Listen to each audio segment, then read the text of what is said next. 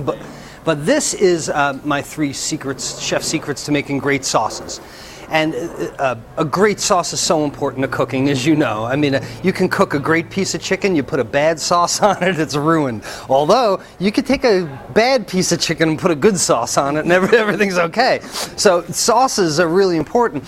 I'm Chef Todd Moore. My mission is empowering people to cook without recipes. They experience the freedom to cook what they want, how they want it, the confidence to take control and try new things, the health benefits of fresh, wholesome foods, and the family-strengthening bonds of dinner time together, as well as the money they save by eating well. Live without rules, cook without recipes. It's a no-recipe lifestyle. How can I take any kind of liquid, have starches that will absorb that liquid? Well, that way is with a roux. Roux is fat and starch. In this instance, it's going to be butter and flour. So I'm going to melt some butter in the pan. Let's add a little bit of flour. Again, I'm not a big fan of measuring. I do things by eye. And my whisk. And start to whisk that butter and flour together. And what I have is something that starts to look like wallpaper paste. Use this to get into the corners. All right. And here's my roux. Okay, it's like wallpaper paste. It's just a combination of butter and flour. It could have been bacon fat and flour. It could have been lard. It could have been a bunch of sausage or ground beef that I rendered and then sprinkled some flour on top of. The combination of fat and flour is roux. But now this is going to taste really pasty. If you go to make a sauce out of this, it's going to taste very floury. So what you need to do is cook the proteins out of the roux. It needs to be cooked a little bit so that you don't get that floury taste. And so now you can see what started to happen. See how it turns from yellow to white on the edges. These are the areas that the protein has been cooked out of the flour.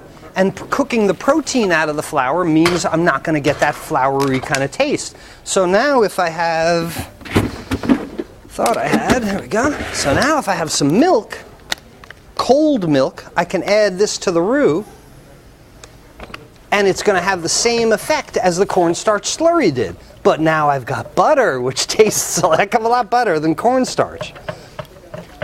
Fat and starch is roux, and then you can add any kind of cold liquid. Look, here's our white sauce. Right, coming together. Still got a few things that need to dissolve in there. But what I'll do is add some more milk.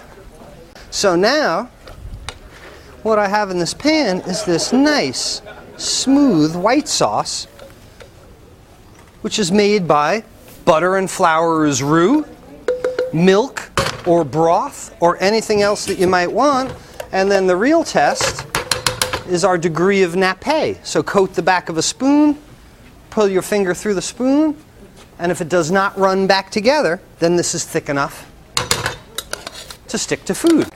So now we know the secrets to thickening sauces.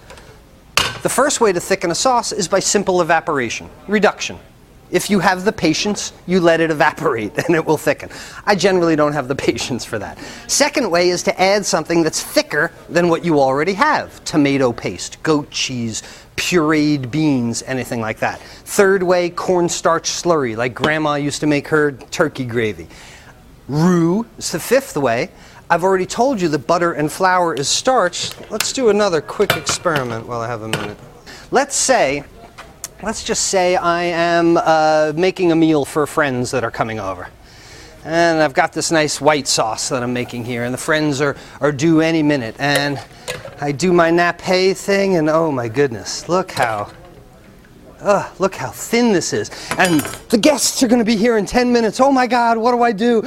Now, I could make a roux on a whole separate pan, but then I would have to chill the roux down to go with the hot liquid. That's going to take too long. I've already got a hot liquid that is above that 150-degree temperature for gelatinization of starches. Chef Todd told me last week that the combination of butter and flour is roux.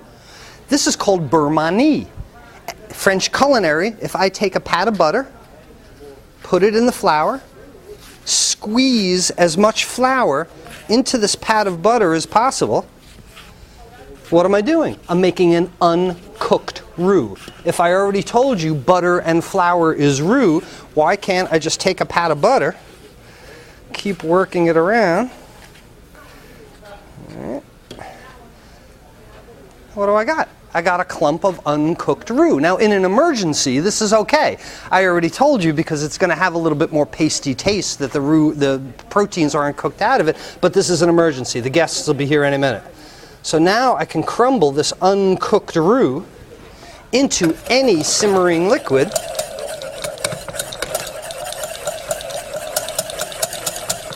Give it a whisk around. Ding dong! Ah, the doorbell, the guests are here! And I just made it! So now look what I've got. That I turned that simmering liquid instantly into a thickened sauce.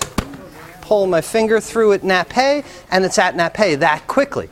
So when you understand the combination of fat and starch being roux, you can make a hot roux and add a cold liquid to it, or you can have a simmering liquid and add that cold roux to it. I can make a gravy in less than 5 minutes because I know the 3 secrets to thickening sauces. And that is starches gelatinize at 150 degrees, absorb liquids and swell. They need to be either dissolved in liquid like cornstarch, or they need a fat liaison like butter in roux.